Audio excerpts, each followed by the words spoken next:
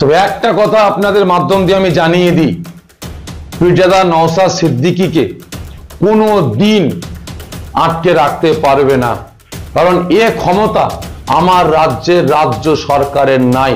কারণ যেভাবে নওশাদ সিদ্দিকী আগিয়ে যাচ্ছে, জনগণের পাশে দাঁড়াচ্ছে, জনগণের বিপদে আপদে ছুটে যাচ্ছে, জীবনে কোনোদিন আটকে রাখতে পারবে না।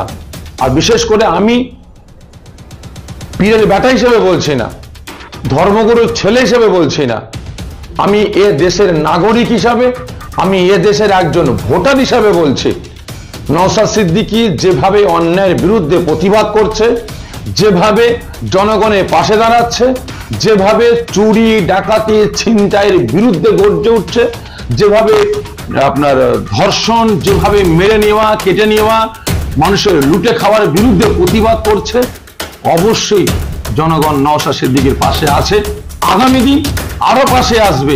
এরা যত নওশাদ সিদ্দিকীকে চাপার চেষ্টা করছে, জীবনে কিন্তু পারবে না। ছি ছি ছি ছি ছি ছি, এটা একটা আমার রাজ্যের লজ্জা, এটা একটা আমার রাজ্যের একটা দুর্নাম, বদনাম।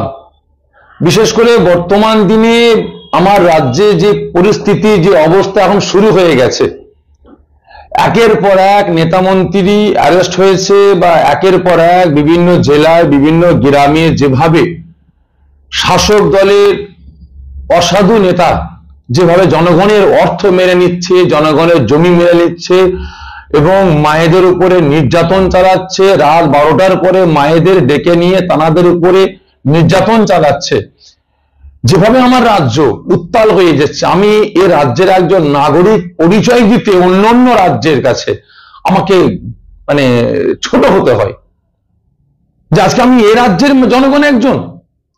বিশেষ করে দীর্ঘদিন ধরে জনগণের আপনার সন্দেশখালী জনগণের জমি, টাকা পয়সা, ভেড়ি ইত্যাদি লুট করে নিয়েছে যে সকল আসামিরা, তাদের কি এখনো পর্যন্ত আমার রাজ্য সরকার বা রাজ্য সরকারের পুলিশ প্রশাসন অ্যারেস্ট করতে পারলো না। আজকে একের পর এক আমার মায়েরা ধর্ষণের শিকার হচ্ছেন। রাত 12টা 1টার সময় তাদেরকে নেতা মন্ত্রীরা ডেকে নিয়ে গিয়ে পার্টি অফিসে ক্লাব ঘরে ঘন্টার পর ঘন্টা বসিয়ে রাখছে এবং বাচ্চা বাচ্চা ছেলে মেয়েদের তাদের উপরে নির্যাতন চালানো হচ্ছে, মারধর করা হচ্ছে, অন্যায়ের প্রতিবাদ করতে গেলে তাদেরকে মারধর করা হচ্ছে। তাহলে এ অন্যায় রোখার জন্য একের পর এক বিভিন্ন দলের নেতা কর্মীরা তারা সন্দেশখালীতে যাচ্ছে, তাদেরকে রোকা হচ্ছে। আজকে বিশেষ করে আমি অবাক হয়ে গেলাম যে আমি কোন রাজ্যে বসবাস করছি। আমি অবাক হয়ে গেলাম যে আজকে নওশাদ সিদ্দিকী দেশ দশকে রক্ষার জন্য তিনি একটা দল তৈরি করেছেন, আইএসএফ দল তৈরি করেছেন। তিনি সেই দলের একজন প্রতিনিধি হিসাবে, কমান্ডার হিসাবে তিনি যাচ্ছেন সন্দেশখালী জনগণের মানুষের পাশে, তাদের দুঃখ, তাদের কষ্ট সমস্ত কিছু শোনার জন্য। কিন্তু তিনি যখন যাচ্ছেন, তেনাকে আজকে অ্যারেস্ট করেছে পুলিশ প্রশাসন, বলছে আপনি 144 ভঙ্গ করেছেন। তাহলে 144 ধারা ভঙ্গ করেছে কোথায়? সন্দেশখালীতে বেশ কিছু জায়গায়, কিছু জায়গায় যেখানে গরম জায়গা সেখানে 144 ধারা আছে, বাকি টোটাল জায়গায় হাইকোর্টের মানে ঘোষণা অনুযায়ী 144 ধারা তুলে নেওয়া হয়েছে। তাহলে নওশাদ সিদ্দিকীকে অ্যারেস্ট করলো কোথায়? সায়েন্স সিটির কাছে। তাহলে সায়েন্স সিটি থেকে আপনার সন্দেশখালী নানা করে প্রায় 60 থেকে 70 কিলোমিটার রাস্তা। তাহলে 70 কিলোমিটার আগে তেনাকে অ্যারেস্ট করা হলো। তার মানে কি নওশাদ সিদ্দিকী কি ভয় পাচ্ছে? নওশাদ সিদ্দিকীর যেভাবে জনবল বাড়ছে, নওশাদ সিদ্দিকীর পাশে যেভাবে হিন্দু, মুসলমান, দলিত, আদিবাসী মানুষ নওশাদ সিদ্দিকীর পাশে চলে আসছে, নওশাদ সিদ্দিকীকে সাপোর্ট করছে, এটা কি ভয় পাচ্ছে? আমার তো মনে হচ্ছে ভয় পাচ্ছে। না হলে এভাবে নওশাদ সিদ্দিকীকে অ্যারেস্ট করতে পারতো না।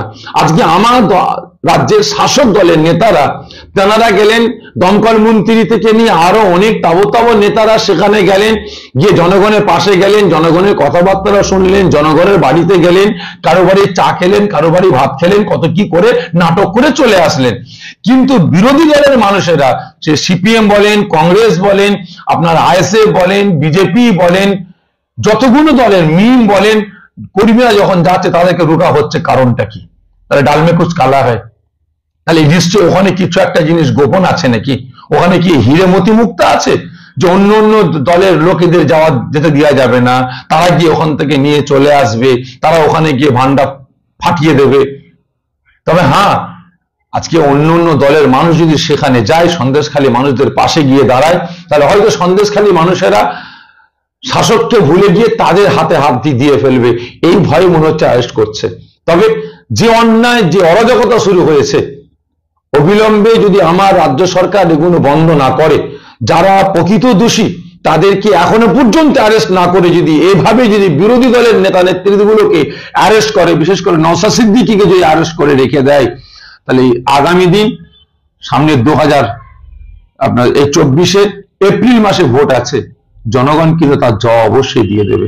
বিশেষ করে আমি ফুরফুরা দরবার শরীফের একজন পীরজাদা হিসাবে, এ দেশের নাগরিক হিসাবে আমি আমার রাজ্য সরকারের কাছে, পুলিশ প্রশাসনের কাছে এবং পুলিশ মন্ত্রীর কাছে আমি অনুরোধ করব, অবিলম্বে আমার রাজ্যে বিভিন্ন জেলায় বিভিন্ন গ্রামে যেভাবে অন্যায় অরাজকতা শুরু হয়েছে অবিলম্বে বন্ধ করা হোক।